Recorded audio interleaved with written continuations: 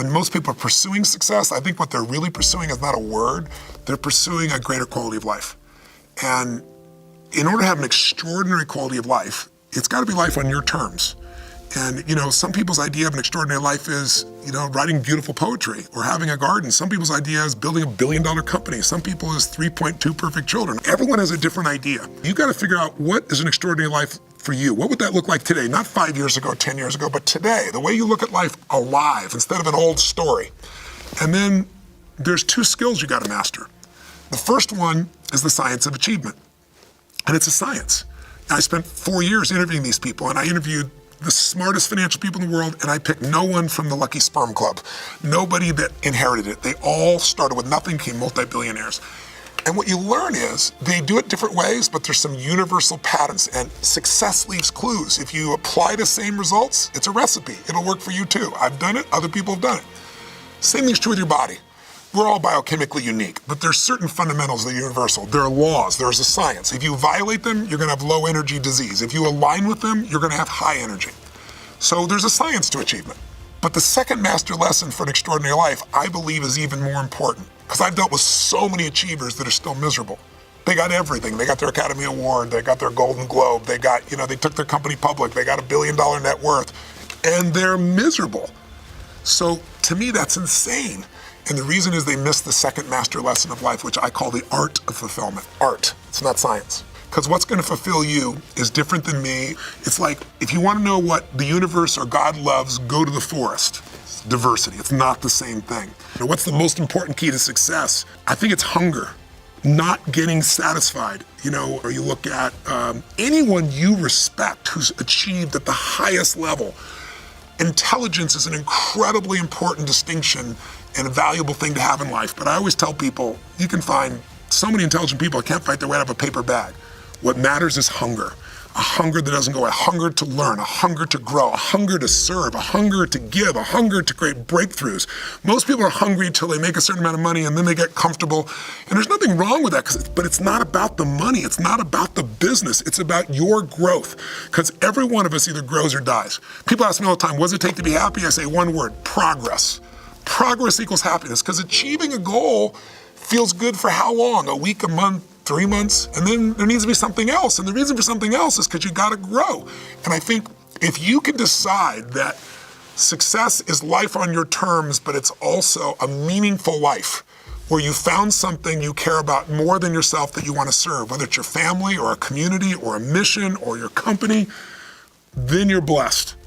And success is that experience of not only achievement, but fulfillment. And it can't be achieved unless you're growing and unless you're giving in ways that you're not positioning the giving. It's not what other people say, it's what you know in your soul. And I think if you can find those things inside yourself, they're not easy, but they're worth it.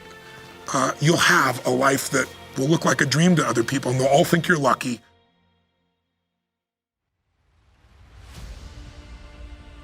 This is coming from someone who was very goal-oriented for a long time, right? I set goals for everything. The grades I wanted to get in school, the weights I wanted to lift in the gym, the revenue numbers I wanted to hit in my business, it was all goal-oriented. And then I turned around a couple years later and I realized I've only achieved some of these, maybe 10, 20%. So clearly setting the goal was not the thing that determined whether I move forward or not, because the majority of the time I'm not achieving them. And so then I have this question like, well, what is it? Goals do serve a purpose, right? It's not that they're useless. They are good for setting a sense of direction and clarity, so figuring out where do I direct my attention, and they're good for filtering. And what I mean by that is it's very easy as you go throughout life for people to come to you with a different opportunity, or you find out about a new area that you're interested in, and you start to say yes to things because, oh, this is new and exciting. But if you have a goal, it's much easier to say no to the things that intrude, right? If you're training for the Olympics and your friends want to go to the bar, it's very easy to say no because your goal gives you a much cleaner filter to determine, does this move me in the direction I want to go or not? So those are things goals do well. But some of the things that goals do poorly, systems are actually much better for. And so the way that I would describe it is a goal is focused on the outcome, a system is focused on the process. So it's the series of habits or steps that you take to get to that ultimate goal. If you are a basketball coach, your goal might be to win the championship, but your system is the way that you recruit assistant coaches and players, the drills that you do at practice each day, the process you have for reviewing game film and prepping for the next game. That's your system. If you are a writer, your goal might be to write a best-selling book, but your system is the writing process that you follow each day and like getting your butt in the chair. It's your research and how you come up with new ideas to write about, the way that you interview potential clients or candidates or people you're thinking about putting in your book, things like that. Now, the question that I had was, what if you ignored the goal, right? If you say, forget about the goal and focused only on the system. If you were the basketball coach and you said, we're not going to talk about the championship at all this year. We're only going to focus on the way we recruit, the way we practice, the way we train. Would you still get results? And I think for the most part, you probably would. And this, I think, is the hard part, the thing that often gets overlooked, is that we live in a very outcome-focused society. Things are only news stories or shared on social media once they are a result. So the results of success are very visible and easy to view. You know, you're never going to see a story that's like, man eats chicken and salad for lunch today. It's only going to be a story a year later when it's like, man loses 100 pounds. It's only the outcome that is visible. This is one of the things that's challenging about building better habits, is that they're very easy to dismiss on any given day, right? Like, what is the difference between eating a burger and fries for lunch or eating a salad? Not a whole lot on any given day. Your body looks basically the same in the mirror. The scale hasn't really changed. It's really easy to dismiss it in your mind and say, oh, this is kind of insignificant. But, you know, you turn around 2 or 5 or 10 years later and you realize, oh wow, those daily choices really did add up. It's just much harder to see on a granular basis. Rather than making the goal the default, the thing that you focus on almost exclusively, let's make the system the default and then only check in on the goal occasionally to see if we're moving in the right direction. Like, the real goal is not to run a marathon. The goal is to become a runner. The goal is not to write a book. The goal is to become a writer.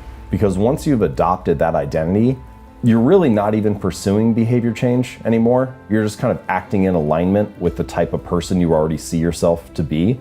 It's kind of like true behavior change is really identity change. Because once you've changed that internal story, it's way easier to show up each day. You're not even really motivating yourself that much to do it. You're just like, this is who I am now.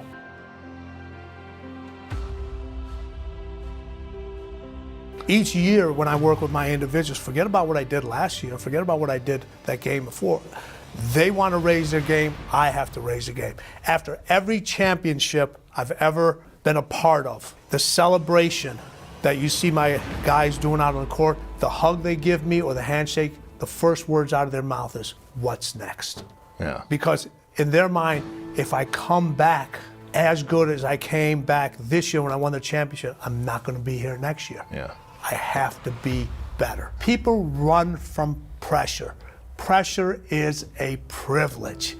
Everybody should be so thankful if somebody puts you in an opportunity where you're under pressure and you get a chance to thrive. That means they believe in you. That means they see something in you that they don't see in somebody else. Don't run from pressure. Embrace it. Embrace the pressure. Embrace the stress. Everything that people tell you is bad for you. You know, they tell you, your dark side is bad for you. Pressure is bad for you. Stress is bad for you. If you have no pressure, you have no stress in your life, you don't have a life. All right? That's what fuels you. That's what keeps you going. That's what keeps you going when nothing else will. Everybody's always looking for external motivation and so forth. If you have your own added pressure and you have your own stress that you deal with that nobody else is putting on you, that you put on yourself, okay, it's what lights your own fire. It's what keeps you going. You need that pressure. The greatest things, some of the most beautiful things in life that we buy, that people love to have, are made through pressure. Diamonds are made through pressure. Greatness is made through, you gotta put that pressure on. I said the only difference between pressure and stress is pressure that you decide not to deal with. If you deal with a pressure situation every single day, it'll never really convert into stress. But you have other people that thrive, they only thrive under the highest stressful situations. It's that immigrant edge. It's about coming to somewhere different and proving yourself. Different doesn't mean less than. It doesn't mean less than, but you know what different does? Different scares people. It does. It really scares people. It scares not only other individuals around you, For a lot of times, it scares yourself. You put yourself in an inferior place when it's actually that different mindset. Being different is what separates you from everybody else. You look at individuals, we spend our whole lives trying to fit into a certain group, make sure we have the right kind of friends, make sure we go to the right school, you're in the right fraternity, right sorority. And who are the individuals we admire the most? The ones that stand out. Yeah. The ones that stand out. We work our ass off, don't we, trying to blend in, only to admire the ones who stand out. It's crazy, yeah.